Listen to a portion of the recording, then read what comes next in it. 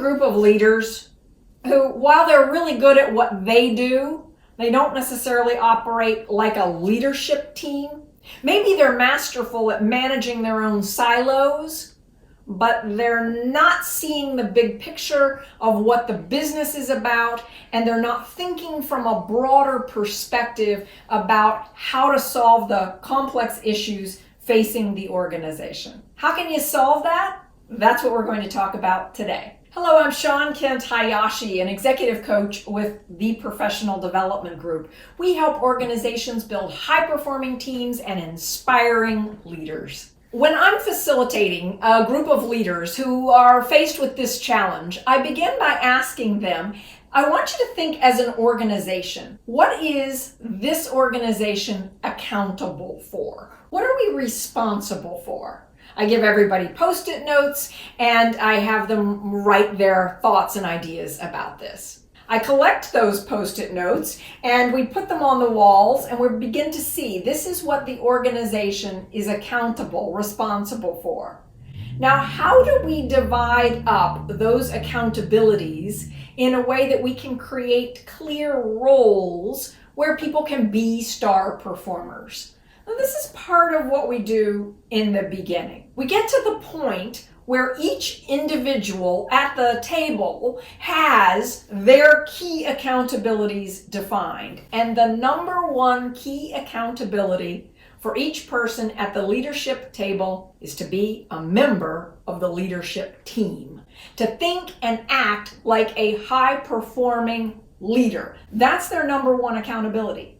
You see, if instead they think their number one accountability is to run their silo, run their organization, they're a part of they're part of the business, then they get caught in that and they don't necessarily think like the leader who's responsible for the whole of the organization. The other thing that I have them do is come together and share those accountabilities for the role that they perceive themselves to be in. Now, this might take 2 or 3 meetings over a couple of weeks, but at some point, I have every leader with their accountabilities in front of them stand up and move over a chair. And now, in essence, what's happening is they're sitting in front of a very different looking set of accountabilities, not their own.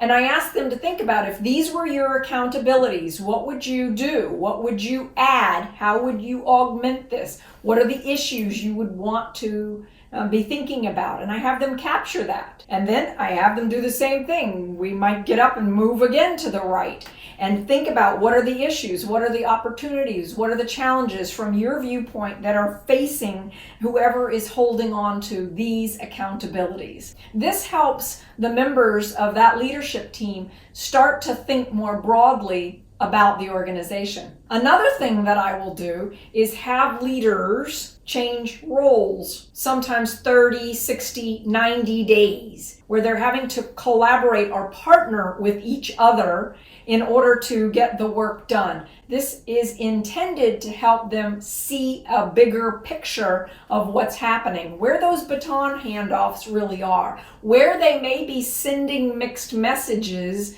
down the line in their organization, and what the impact is of that. Conflict often gets created at lower levels in the organization when people at senior levels are sending different messages down the line.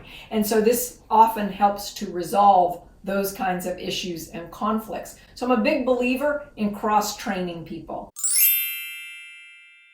The other thing that I often do with organizations is we identify who are those key performers that if they weren't here, it would really hurt us.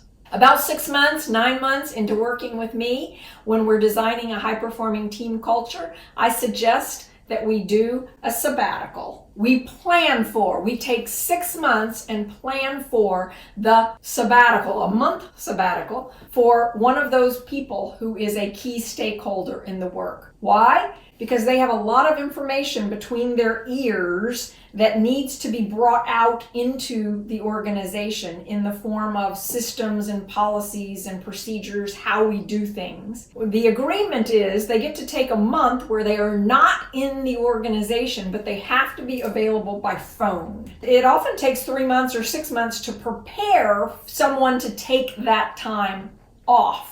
But what happens is now we really learn where are those places that we have information, systems, knowledge, intellectual property that is residing between someone's ears that we've got to understand how to cross-train others in. I'm a huge believer that we need to make it okay for people to take a vacation and not feel like when they come back from that vacation, they're going to be swamped for several weeks.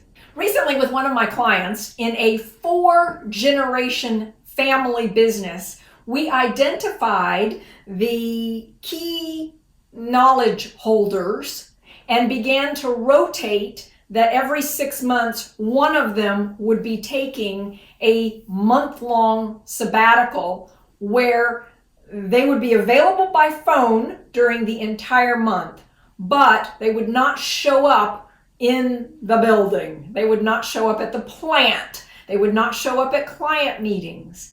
This enabled that organization to solve some significant issues that had been going on for quite a while, and they began to see a growth trajectory. They were able to solve some issues and conflicts that had been emerging for a while. They were able to take production to higher levels because now they better understood baton handoffs that hadn't been clear before. This works. Begin to think about who are those folks in your organization who have either specialized, deep knowledge or expertise that you need to make sure you cross-train.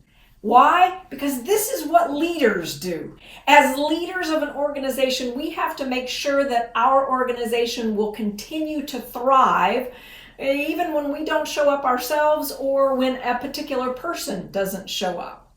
If you found yourself saying, I'm in this situation, I've got a group of leaders who don't necessarily understand what each other does, and they're not seeing the organization from that broad perspective. I've given you several strategies here in this video that you can begin to implement yourself, or if you'd like help doing so, feel free to reach out to us. See the link below for more details.